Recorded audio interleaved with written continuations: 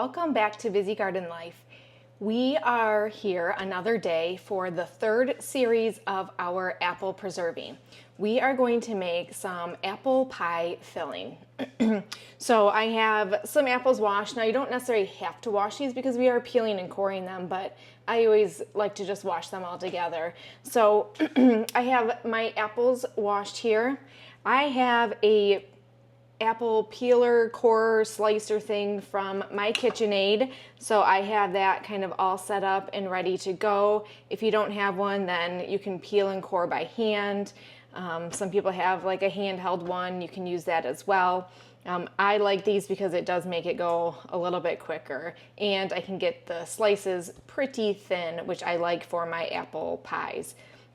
So I have that going. I have a bowl here to measure. We want 6 quarts of apples. So each of these is 2 quarts. So I'm gonna fill this 3 times and just kind of dump it into another bowl until we are all ready to go. I have my oven going at 200 degrees with 6 quarts for the apple pie filling. Hopefully this will make 6 quarts of apples. Maybe even a little bit more, I'm not quite sure, it just depends. And then I also have my water bath canner started. We're gonna get the water going there. That way that's gonna get up to temperature while we are preparing everything else. The thing I like about this recipe is it is pretty simple. You don't need a ton of ingredients. We have our apples. I just have a mixture like I did with everything else that I bought in the bushel. So I have a nice mixture of apples to give the apple pie filling a little bit of flavor. We're gonna add some cinnamon, nutmeg, sugar. You do want some clear gel.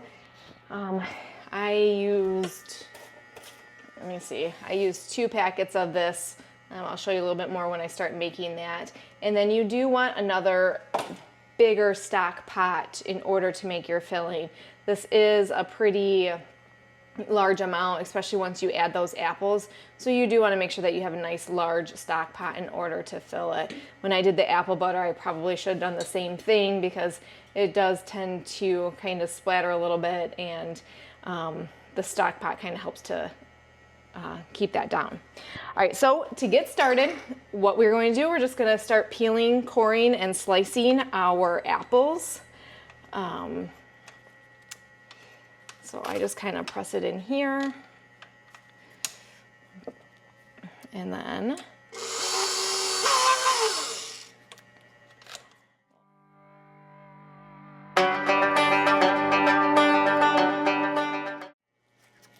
and you can see with this, it's kind of nice. You got your nice apple. This is a juicy apple. I like to just go through and cut it in half again. And then we will put it into our bowl. All right. Make sure that you keep your, I guess you don't have to if you don't want to, but I like to keep the cores and the peels because we are going to make our apple cider vinegar out of that. Oh, what's going on with this thing today? All right, there we go. If you're using this, do put it on like a good enough speed where it goes fast, otherwise it'll just continue to circulate in the same area for a long period of time and you'll get more apple with the peel as opposed to in the slices. So let's get going, peeling and coring our 6 quarts of apples, and then I will show you the sauce next.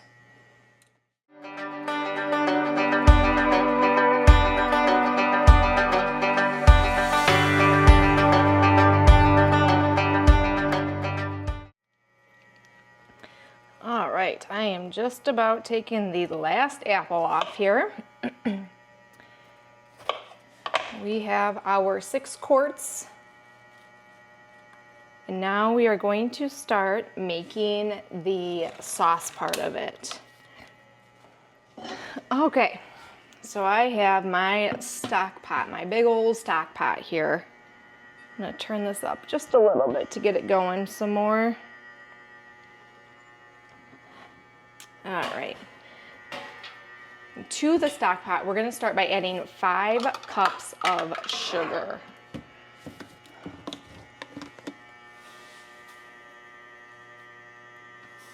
One, 2,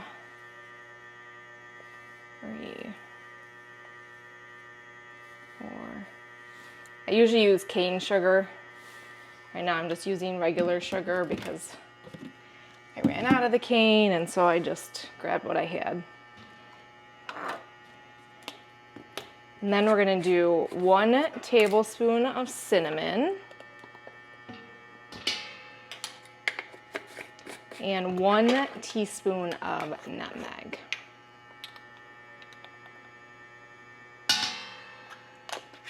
Okay, I'm going to kind of mix all of those together well.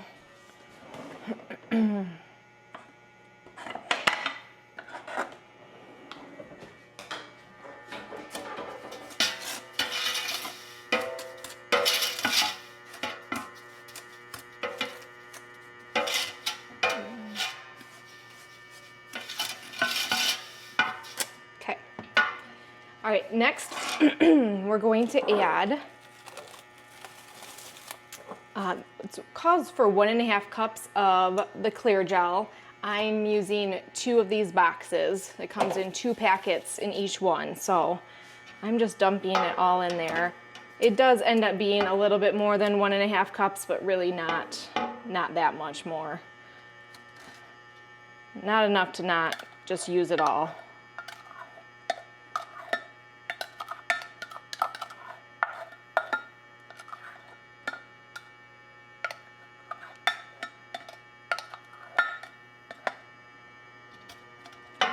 All right, let's stir this all up together really nicely.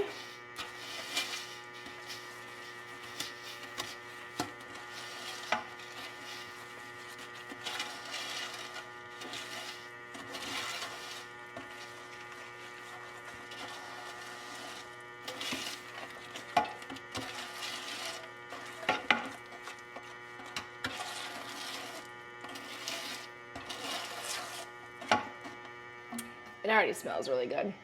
So it should look kind of like a nice paste in here. You can see it's kind of a thicker paste there. All right, and to that, we're gonna add 7.5 cups of water. So I'm gonna go fill that real quickly. All right, 7.5. Now we're gonna try to incorporate all of this together.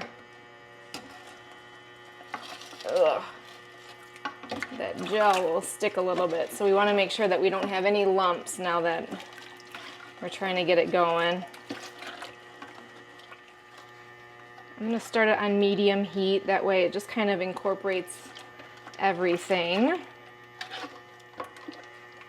When you use the liquid gel, it does kind of solidify really quickly if you don't get the water in there quick, so got a little bit of that going on. So we just need to kind of keep stirring it up, warm it up a little bit, and make sure that we're getting all of that dissolved and mixed well.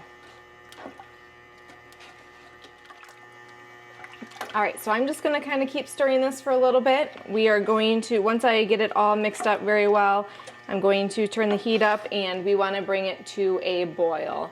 And once we bring it to a boil, that's when we'll start adding apples and our lemon juice. All right, so I have most of the lumps out. I just have a couple smaller ones. If I did it again, maybe I did this last year, I don't quite remember. I would probably add the water first if you're using the liquid gel. And then next time, or you could use, if you're using the powder, it would be no big deal to just mix it in there. But if you're using the liquid, I would add the water first and then add the liquid gel after everything is nicely dissolved, because you tend to get still those lumps in there a little bit more because that gel just solidifies a little quick. All right, so at this point in time, I have increased the heat on the stove to medium high, and I'm waiting for it to come to a boil, and we want to keep going until it thickens. Now, this part can be, you need to watch it quite a bit because it can go from nothing to really thick fast. All right, so it's just a matter of, constantly stirring, watching it, and when it comes to a boil, watching for that thickness. When it starts getting thicker, we're gonna add 3/4 cup of our lemon juice. And then once we do that, we want it to boil for another 1 to 2 minutes to thicken, and then we're gonna add the apples and do our canning. So, I have my lemon juice kind of out and ready here. You just wanna use bottled lemon juice, is fine. I have that out and ready. Before it gets too much, I'm gonna go ahead and pour that way it's ready.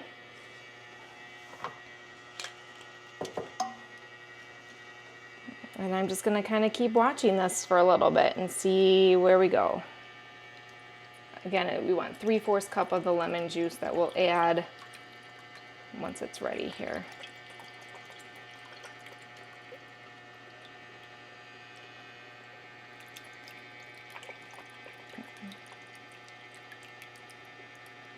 Almost starting to boil too, so that's where we kind of want it to be. All right, I think it's getting a little bit thicker, still has a little bit to go. I kind of turned up the heat a little bit to see if that would help.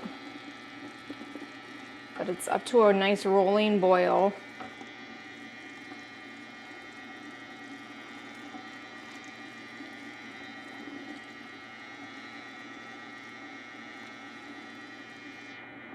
Hot, very, very hot as we're doing this.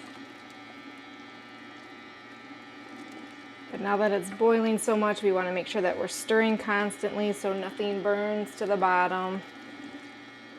There it's coming along now. It's like 1 second it seems very watery, and the next second it's like, okay, now we're thickening up quite a bit. It happens very, very fast. All right, so now that it's thickened a little bit, I'm gonna add the lemon juice, and we just wanna let it keep going for another minute or two at a nice rolling boil. And then we'll add the apples in. So we want it to thicken up again after adding that lemon juice, and then add the... All right, I'm gonna lower the heat down a little bit, and we're just gonna add all of the apples in here. Get them going. Let's see if I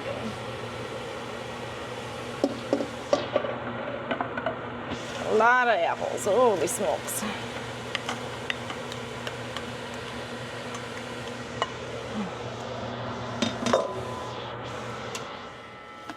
If I have some left over, I'm going to make a nice crisp, a fresh one.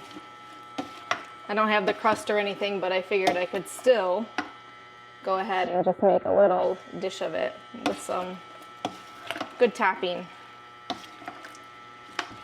All right, so we're just gonna kind of gently mix all of this together, and then we're going to get our jars out. You definitely want to add the water if you're using that clear gel before, because I don't think it got as thick as what it should have. Or use the clear gel packets, or yeah, the powdered packets, I should say.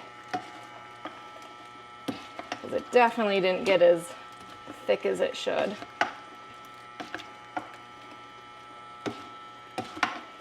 But that's okay.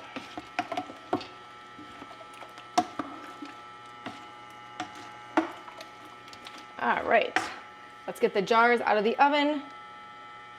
Get the apples in the jar, and then get them into the canner. All right, so I'm just filling the cans, or the jars, just to the shoulder of the jar. Now, a lot of recipes will say 1-inch head space, but I've also read that the liquid can still expand in there, so you want to leave a little bit more. Now, I'm not sure that this is gonna turn out. My liquid is still very liquidy. It should be much thicker than this. So I think it was my order that I did the water and the Sure Gel. I should have brought it to a boil, and I didn't. So it's a great recipe, but if you are going to do this, make sure that you are using the, putting the water in before you put the liquid Sure Gel, or use just Sure Gel powder. But I'm still going to can these because when they come out, what I'll do is probably just drain the liquid, and then I'll taste it and season the apples if I need more apple seasoning, and I can still make a yummy pie off of it. So nothing wrong with that.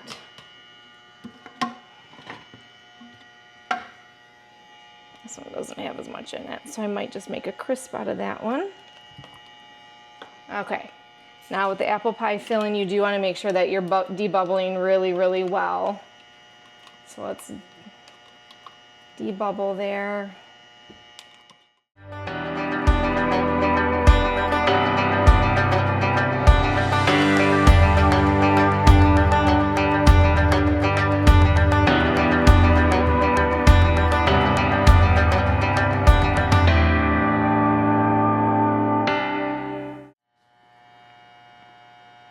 All right, that's about good. That's 1 inch there. All right, so now that we added water, we have to wait for it to come back up to temperature. So I'm gonna put a lid on it. It does help it to go faster. We're gonna turn it up, and once it comes to a boil, we're gonna process it for 25 minutes, and then we will take it out. All right, you can see how much it rose up there, kind of all the way to the top.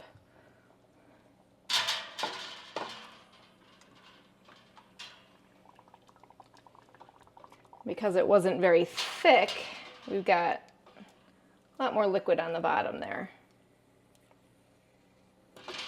But like I said, if it doesn't seem to be thick enough when I take it out of the jar, then I can always just drain it and add whatever I need to for the pie itself. But it'll still be delicious, even though I have to improvise how I use them.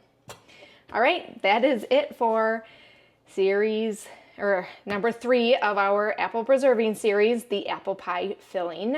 I know it was kind of a little bit of a flop here, but hopefully you can see what actually can go wrong if you do a step incorrect, or just know that it happens to everybody, especially if you're a beginner.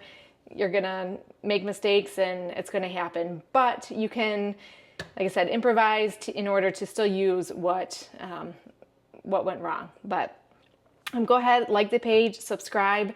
That way you can get all of the notifications of all the other stuff that we're doing around the homestead, and stay tuned for number 4 of the series. We're just doing freeze-dried cinnamon sugar apples. And then my last video is going to be the apple cider vinegar that I have been promising you, and the reason why you're saving all of those cores and peels, and the apple juice that we saved from the first 2 videos from the apple sauce and apple butter. We're gonna make the easy apple juice out of it. All right, so stay tuned, and I will see you for the freeze-dried apples.